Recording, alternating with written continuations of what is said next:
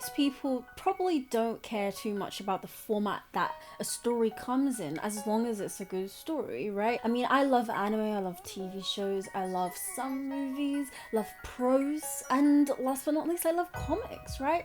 And most comics can be good or bad depending on the plot, the characters, the setting, you know, the actual fact that it is a comic does not really matter, right? Wrong. In this video, I want to tell you about a contemporary psychological study about how formatting affects the reader's experience of digital comics. And if you have any time afterwards, please read ABENI'S Army. Yeah. Alright, so the methods, the methodology, and a bit of definitions just so that we understand the topics that we're going to talk about in this study. So Linda and Ernesto from City University of London, another uni, I don't understand why it's called City University of London, but it's called City University of London, that's generally the actual name, ran an explorative qualitative study, so qualitative about the quality of the data, right, rich data, in 2022, so very recent study. They used 5 participants ranging from 20 to 50 years old. You might be wondering why they only used 5, but in their methods and in their study, they actually did semi-structured interviews, which is just interviews with not knowing questions, and naturalistic observations. And these naturalistic observations, which are observations of people in their natural habitat, in this case, it was observing the readers talk about their reading practices in their own house, because they conducted this study on Zoom. Apparently, it's better if you do them with a lower number of people, which is why they only used 5 people. Probably, I mean, they probably couldn't get more, but then because of it's more effective, meaning you couldn't ask more than your family and friends. And by having a small amount of people, it means that you can focus on specifically what they're doing and how their lives work, rather than having a much bigger amount of people and then look for trends instead. Read the study for more. So after they collected all this data, they ran a thematic analysis. And this thematic analysis is basically an analysis of the themes in the data. So let me think of an example. So imagine one of these people were reading a reverse harem, right? They were reading a reverse harem or a harem, right? Comic, manga, manhwa, webtoon. Couldn't give a lesson, you know, whatever. One of the times they would get interviewed, so the interviewer, the experimenter, would ask, hey, why are you reading a reverse harem? Or like, what do you like that stuff? That's one of the kind of stuff you like. And then they would be like,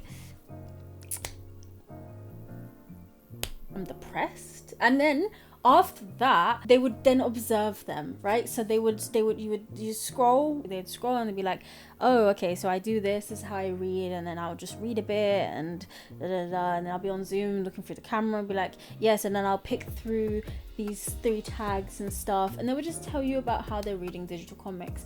And if it's just like a PDF of a already printed comic, then I guess they would just say, I go onto a website. I was about to promote websites, but I'm not being paid sponsorships, so no. The findings. So it's time to find out what they found out. And the first thing they found out, right, the first thing is that reading digital comics, so maybe electronic versions of print comics or animated adaptations or other digital types of comics, can provide a compelling multi-layered reading experience. Contrary to popular belief, webtoons are not just formatted vertically for the sake of correct formatting for the phone, but also for accessibility reasons. It improves accessibility for those who are visually or spatially challenged. Wait, are these psychologists saying that every webtoon reader is mentally unwell?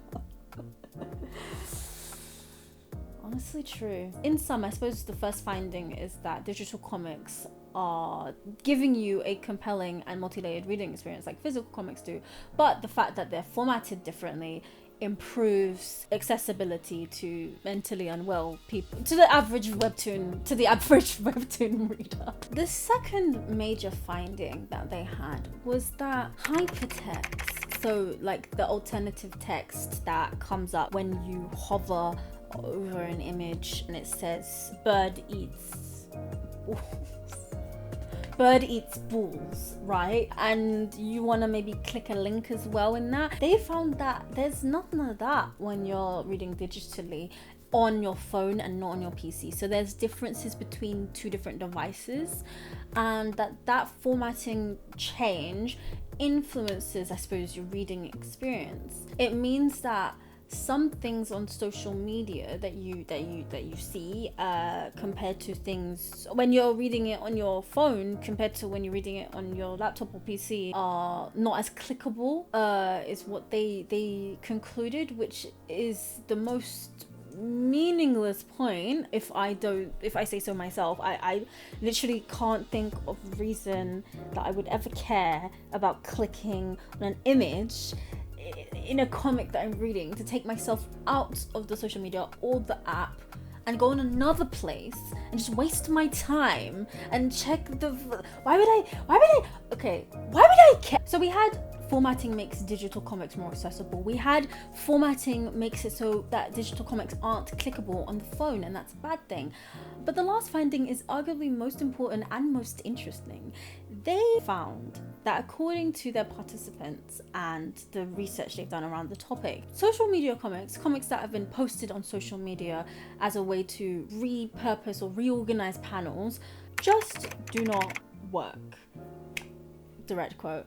Yeah, so it's quite an interesting finding, I think. They go on to say many things about this. So for one participant used this example of Calvin and Hobbies to show what the comic looked like when it's posted to Instagram. I think it's a good example. Ultimately, it takes a lot of effort to change a vertical comic and make it horizontal. I think the idea here is that digital comics, usually in page by page or is conveniently made for the phone, are the optimal way that comics can be made. And so when you then take those vertical comics or even page by pages but then crop the panels and stuff, you're kind of ruining the reading experience. That was the first thing, I suppose, that would support their finding.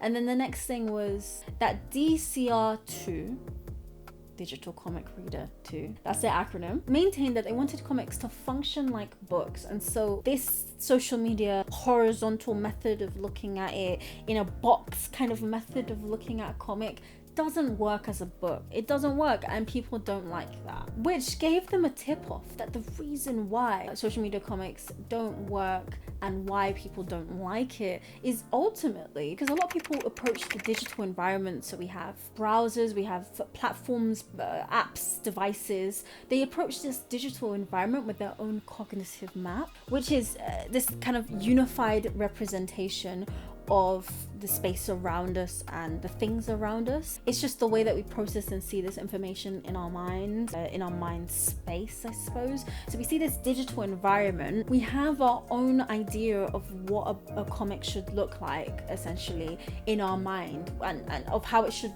read, how we should read it, how it should flip. You know, we have this all in our head. So when you approach a digital environment like Twitter or Instagram or what is it called, X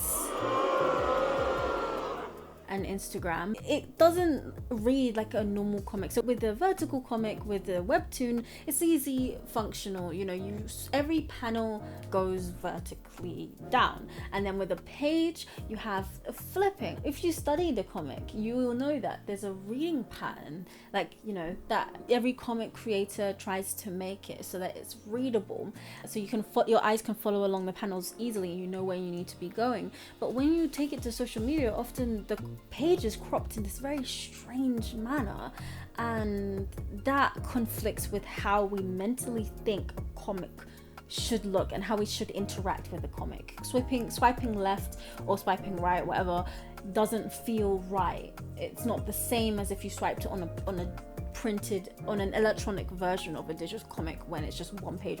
It's like often 4 images per tweet or 10 images per Instagram post. It's just this really odd number for you to be swiping for. So yes, that's kind of what the confusion and what the dislike for social media comics comes from.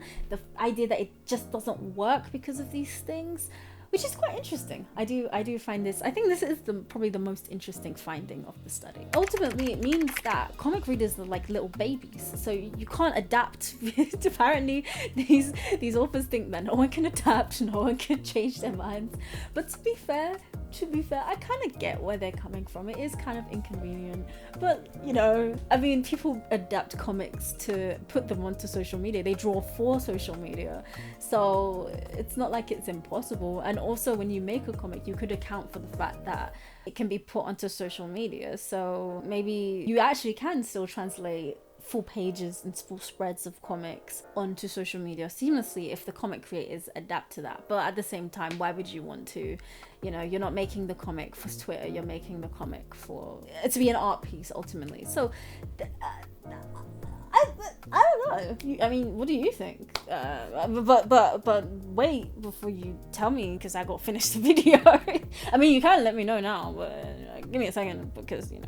This study shows that there's more research that needs to be conducted using qualitative means, specifically on the reading experience of digital comics. We need to understand more about the benefits and the setbacks that come with reading digital comics. I vote that there's probably more benefits than setbacks, even though I do love physical comics, but we'll see what the future experiments say. I mean, again, fund me and I'll do it for you. You know that, right? I'll just pay me and I'll... If you wanna do one thing, then subscribe. Check out my The Psychology of Fiction playlist. I'm not gonna rhyme, cause I can't think of anything right now. I don't know what genre this is. Maybe R&B.